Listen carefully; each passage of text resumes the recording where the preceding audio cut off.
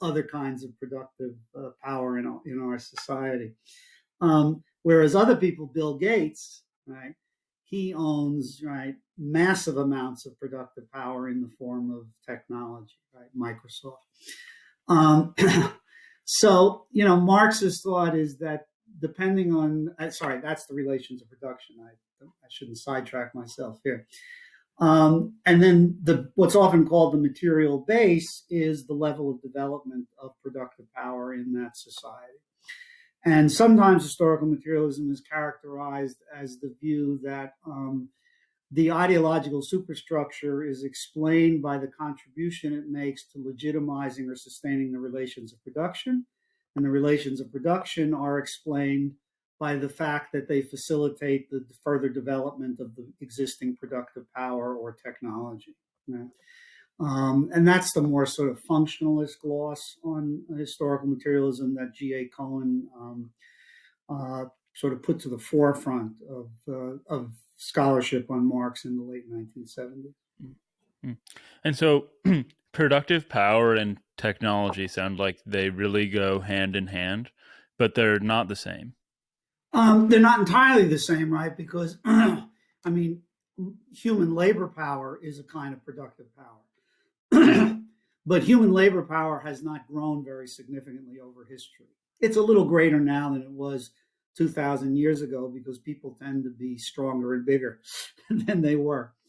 The real growth in productive power occurs through the growth in what I'm calling very broadly technology. But technology, you can think of it as any tools that people are using to increase what they can produce given various natural resources. Right? So, early developments in technology were, simple things like the bow and arrow. Right? That was an important technological development. Spears, good technological development. Guns, oh boy, that was a big technological development. But nothing like the growth in technology that occurred starting with the Industrial Revolution in the 18th century. Right? This was an extraordinary transformation. Right? So the development of the power loom, right, which is a machine, right, that can weave cloth, and a couple of people can run a power loom and produce more cloth than hundreds of individual weavers could produce, given the same amount of time. Steam power, water power, then coal power, right? All of these developments increased productive power quite dramatically. And the computer revolution has done something similar, as well as various other technological developments just over the last 50 years. So the productive power of humanity between 1750 and 1850, increased dramatically more than it had in the prior 4,000 or 5,000 years. Right? And this is the point, of course, at which Marx comes on the scene in the mid-19th century, as witness to these dramatic transformations brought on by the Industrial Revolution and the rise of modern capitalism. And part of Marx's thought, which I think is correct, is that capitalist relations of production, that is, where you have some people who own technology and who invest money solely to get more money out of the system, right, profit, that way of organizing economic production was particularly good at developing technology and productive power. Right? And I think he was right about this, right? That capitalism is remarkably good at developing productive power, and in particular in developing new technologies, because capitalists basically live or die on their ability to do that. Right? This is why they're so good at it, is because their existence depends on it. To put it a little too simply, but that is, I think, the core part of Marx's observation. And my guess is that it's in the interest of those who own or control the means of production to improve the technology, to increase their own productive power. But then at the same time, it's probably likely not in the interest of the laborer, because then their labor becomes less valuable. Right. So the interest of the capitalists have only one interest, which is profit.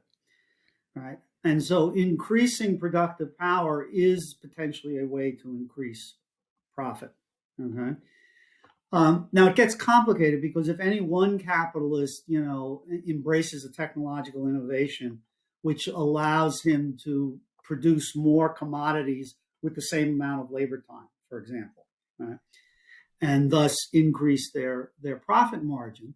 Initially, that capitalist will have an advantage over his or her competitors, but then, of course, all the other capitalists will invest in the same technology, right?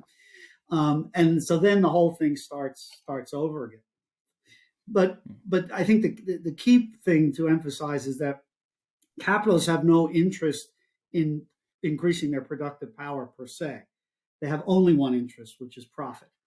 Right. And now, how can they get profit? Well, they can pay their workers less. They can make them work more, right? Or they can reduce their overall costs. And one way to reduce overall costs, and in particular to reduce labor costs, human labor costs, is to substitute technology for human labor power, which is the sense in which capitalism ultimately becomes a problem for those who have only one thing to sell, which is their labor power. And the incentive structure of capitalism is such that this is exactly what capitalists are always trying to do. And we've been seeing it, in our own world in, little bits and pieces, right? I mean, you're younger than me, but you're old enough to remember when most stores had cashiers, right? Yes, yeah. And now you go into the CVS or the Walgreens or whatever, and there's still some staff, right? But now people are checking themselves out with those little scanners, and so on. Right? That's a little technological innovation that was displacing human labor power. Driverless vehicles, driverless trucks, they're in development. Probably within the next 10 or 15 years, we're going to start seeing a lot of them. There are 3 million people in the United States who drive trucks, roughly.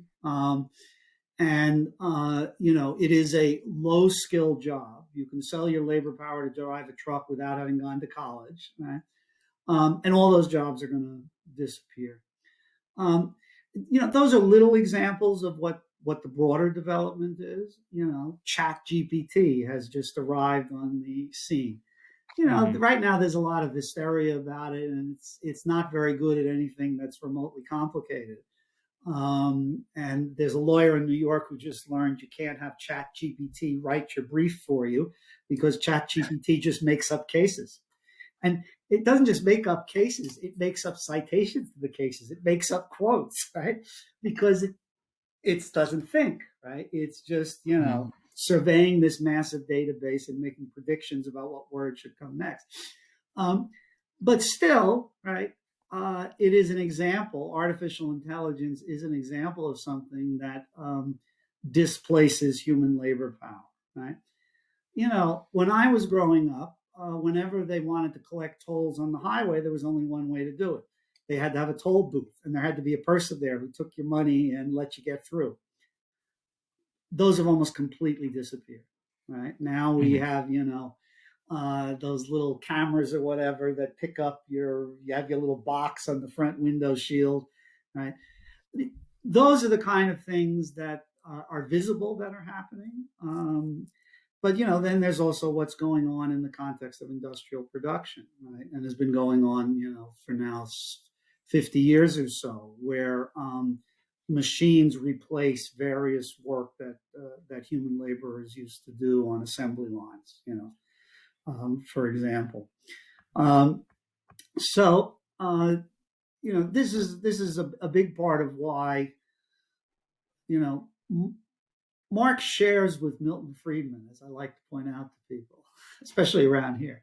Marx shares with Milton Friedman, right, a number of ideas, including that capitalism is remarkably good at developing technology and productive capacity. Right? All those things the Chicago School believes about economics and about capitalism in that regard are probably correct. Marx agrees with Milton Friedman that the corporation has only one purpose, which is to pursue profit. Right? Milton Friedman was criticized quite extensively for that, which is, as it were, typical of the ideology of the mainstream media, because all he was observing is the basic fact of how a capitalist system works. Right?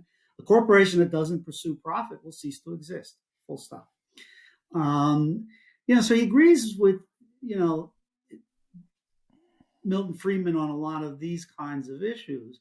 But what the people like Milton Friedman in the Chicago School don't understand is they don't understand that the entire logic of how capitalism operates is eventually going to be bad news for 95% of the human beings on the planet Earth because most people have only their labor power to sell, and capitalists are in endless competition with each other to reduce their costs and increase their profit margins, which means they have a continual incentive to get rid of human labor power as an expense in favor of technology when technology is cheaper, which it almost always is over the long haul. So in that sense, things can only end badly. Right? Now Marx was a very optimistic fellow. Hegel was an optimistic fellow, but he had the excuse of being a Christian. But Marx was not, was an atheistic thinker.